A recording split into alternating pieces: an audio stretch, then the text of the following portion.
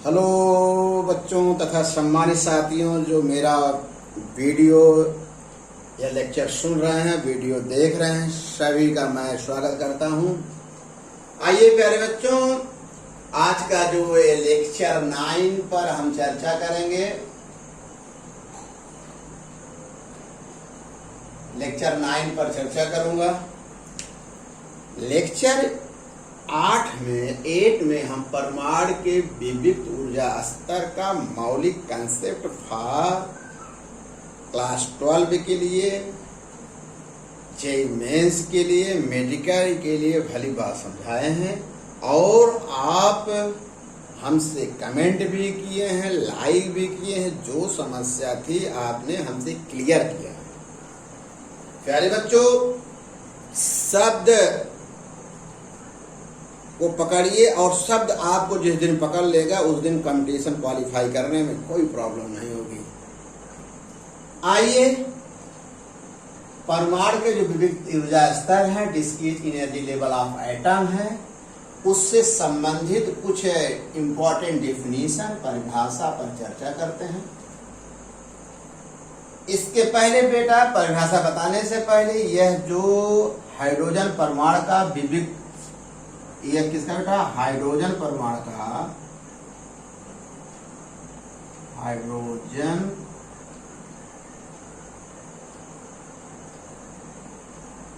परमाणु का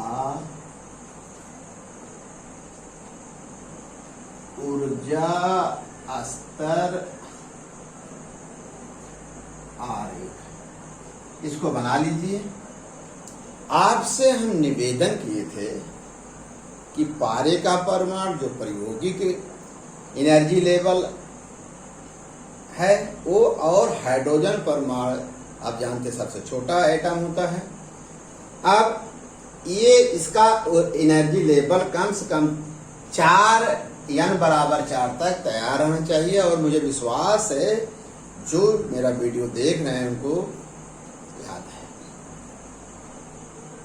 आइए, पहली जो परिभाषा है वह है मूल अवस्था या न्यूनतम अवस्था, ग्राउंड स्टेट।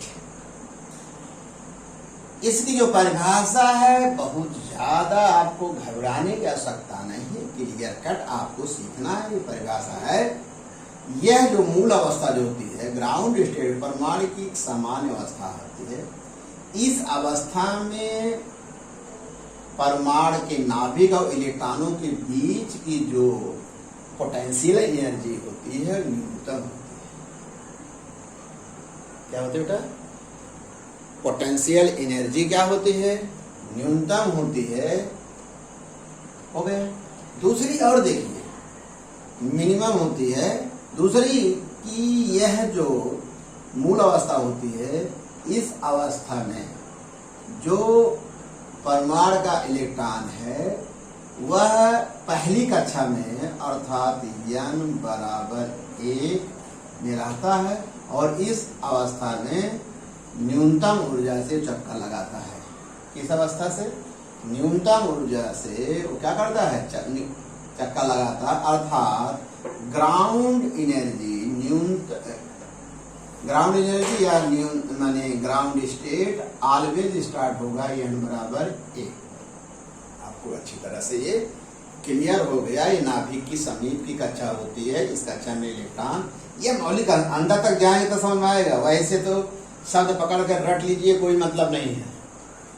इधर देखिए, दूसरा जो परिभाषा है उत्तेजित अवस्था, एक्साइटेड स्टेट क्या है? अच्छी बात है, समझिएगा। आप लोग भी उत्तेजित हो जाते हैं, नहीं लेंगे विराम सर का क्लास, नहीं देखेंगे वीडियो। अरे भाई, इसका मतलब है कहीं न कहीं से आपको ऊर्जा मिली है जिसने आपके दिमाग में नई एनर्जी डाला है। आप ये कह रहे हैं कि क्लास नहीं लेंगे, ठीक? इसका मतलब है ठीक इसी प्रकार हम भी तो एटम से बने हैं, आप भी एटम से बने हैं।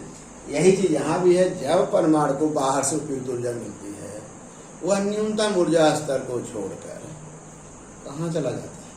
उच्च ऊर्जा स्तर में उच्च ऊर्जा स्तर ऐसा सुनिश्चित कक्षा स्तर में पहुंच जाता है, एक डिफिनिट एनर्जी लेवल पहुंचता। कहाँ? जब उसको बाहर से ऊर्जा मिलती है तो न्यूनतम ऊर्जा स्तर को छोड़कर कहाँ पहुंच जाता है? उच्च ऊर्जा स्तरों में पहुंच जाता है। अर्थात n बराबर 1 में बेटा ये ग्राउंड स्टेट हो गया, न्यूनतम ऊर्जा स्तर, यहाँ लिख सकते हैं ग्राउंड स्टेट, ये n बराबर 1 पर।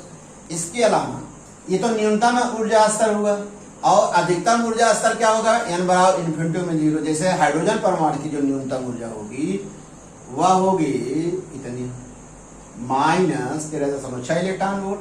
अधिकतम ऊर्जा होती है वो शेष, इसके बीच जो अवस्था होगी अधिकतम और न्यूनतम, देखिए इस तरह से किताब में नहीं मिलेगा, ध्यान रखिएगा। अधिकतम ऊर्जा स्तर E बराबर 0 अर्थात n बराबर इन्फिनिटी पर, न्यूनतम ऊर्जा स्तर या ग्राउंड स्टेट n बराबर 1, इसके बीच जो भी अवस्थाएं होंगी वो एक्साइटेड स्टेट होंगी, उत्तेजित अवस्था होगी। ये कंसेप्ट कन्फर्म कर लीजिए अच्छी तरह से। चलिए दूसरे तरह से हम कह सकते हैं जब इलेक्ट्रॉन को, ये तो किताबी भाषा है, जो किताब में लिखा है एनसीईआरटी लिखा है वो हम बता रहे हैं, लेकिन जो हम बताए उससे क्लियर होगा, आप फिजिक्स पढ़ने की इच्छा जागृत होगी। कैसे? जब परमाणु को बाहर से उपयुक्त ऊर्जा मिलती है तो निम्न ऊर्जा स्तर को छोड़कर उच्च ऊर्जा स्तर में क्या होता है? पहुंच जाता है। तब कहा जाता है कि परमाणु उत्तेजित हो गया, क्रोधित हो गया। अब उत्तेजित अवस्थाएं कहाँ शुरू होंगी? हमेशा n बराबर 2 पर पहली उत्तेजित अवस्था, ये फर्स्ट होगा। n बराबर 3 पर दूसरा होगा, क्योंकि n बराबर 1 तो ग्राउंड स्टेट है। n बराबर 4 पर क्या होगा? तीसरा होगा। इसका मतलब इसके लिए एक सूत्र आप बना लीजिए, यदि उत्तेजित अवस्था को p से लिखें तो इनका जो संख्या होगी कितना? n बराबर माने p बराबर n-1, जहाँ n प्रिंसिपल संख्या है, कक्षकों की संख्या है।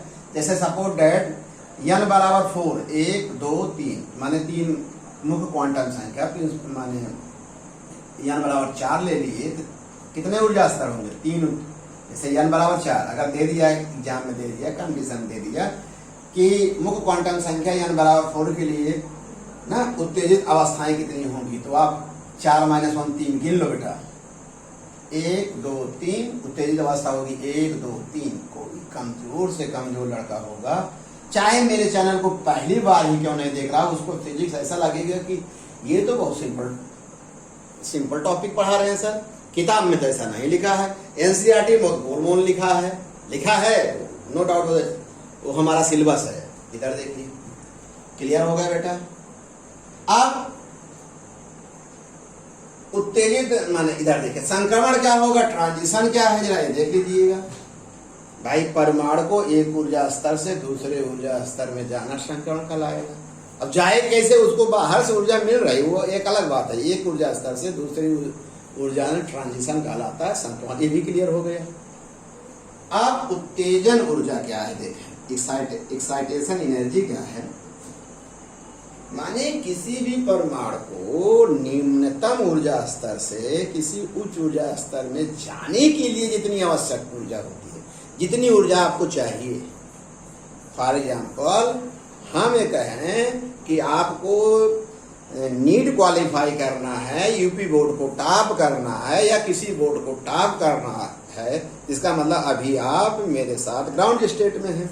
हम आपको इतनी ऊर्जा दे देंगे, आप क्या हो जाएंगे, जो आप इस समय ग्राउंड स्टेट में हैं, अब धीरे धीरे आप एक्साइटेड, इतनी ऊर्जा हो जाएगी कि आप कहाँ पहुँच जाएंगे, जेईई मेंस को क्वालिफाई कर जाएंगे, नीट को क्वालिफाई कर जाएंगे, जो यूपी बोर्ड को तो टॉप करेंगे, 90+ आपका रहेगा ही रहेगा।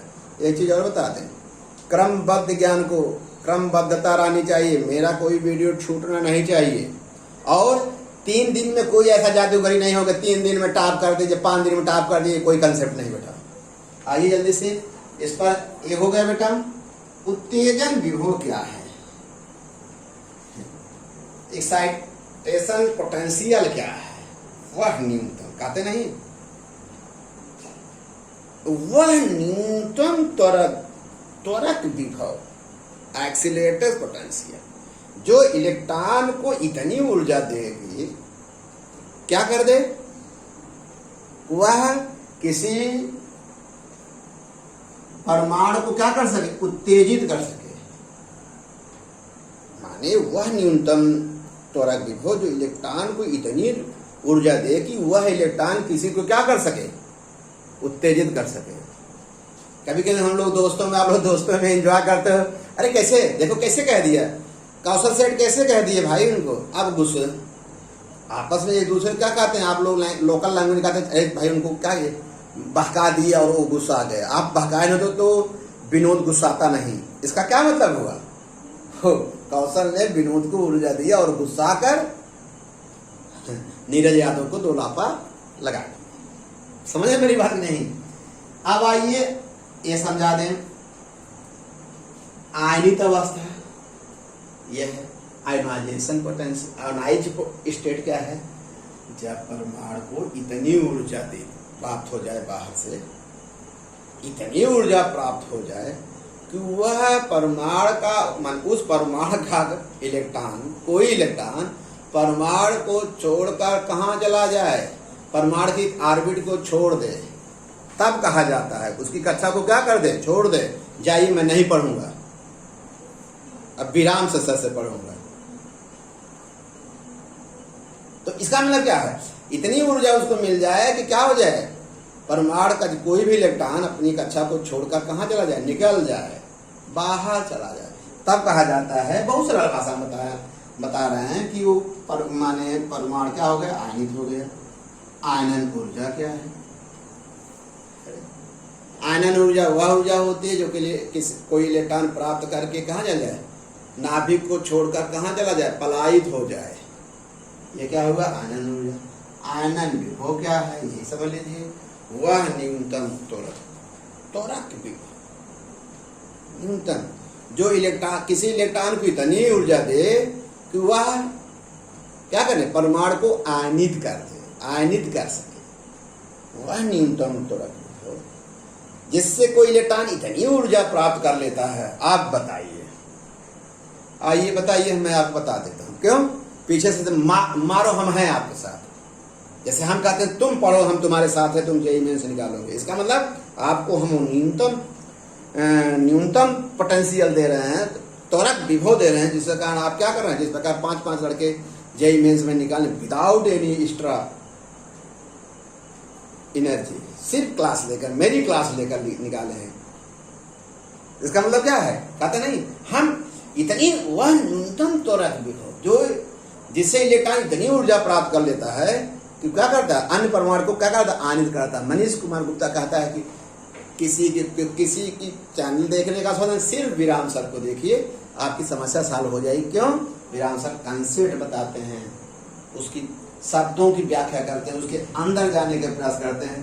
प्यारे बच्चों, लेक्चर 9 में हम इन छोटी छोटी बातों को बताए हैं जो कि बोर्ड की दृष्टिकोण से बहुत इंपॉर्टेंट है, न्यूमेरिकल की दृष्टि से जब ये कंसेप्ट क्लियर रहेगा बहुत इंपॉर्टेंट है। ओके बेटा, बढ़िया से नोट्स बना लीजिएगा, कोई प्रॉब्लम हो तो हमसे बात करिएगा, लाइक कर लीजिए, कमेंट करिएगा। थैंक्स।